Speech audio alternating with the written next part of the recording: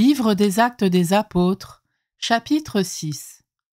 En ces jours-là, comme le nombre des disciples augmentait, les frères de langue grecque récriminèrent contre ceux de langue hébraïque parce que les veuves de leur groupe étaient désavantagées dans le service quotidien. Les 12 convoquèrent alors l'ensemble des disciples et leur dirent « Il n'est pas bon que nous délaissions la parole de Dieu pour servir aux tables.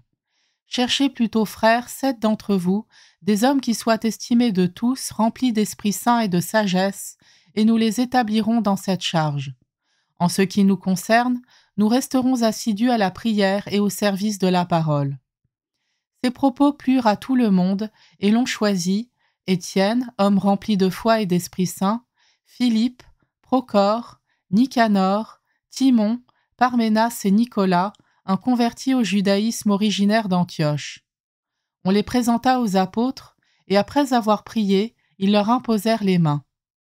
La parole de Dieu était féconde, le nombre des disciples se multipliait fortement à Jérusalem, et une grande foule de prêtres juifs parvenait à l'obéissance de la foi.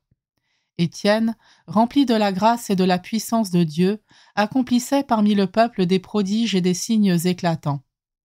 Intervinrent alors certaines gens de la synagogue dite des Affranchis, ainsi que des Cyrénéens et des Alexandrins, et aussi des gens originaires de Cilicie et de la province d'Asie. Ils se mirent à discuter avec Étienne, mais sans pouvoir résister à la sagesse et à l'esprit qui le faisait parler.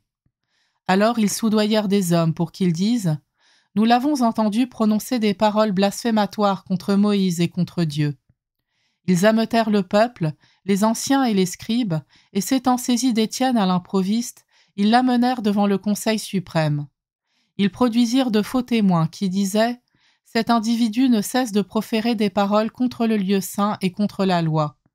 Nous l'avons entendu affirmer que ce Jésus, le Nazaréen, détruirait le lieu saint et changerait les coutumes que Moïse nous a transmises. » Tous ceux qui siégeaient au Conseil suprême avaient les yeux fixés sur Étienne, et ils virent que son visage était comme celui d'un ange.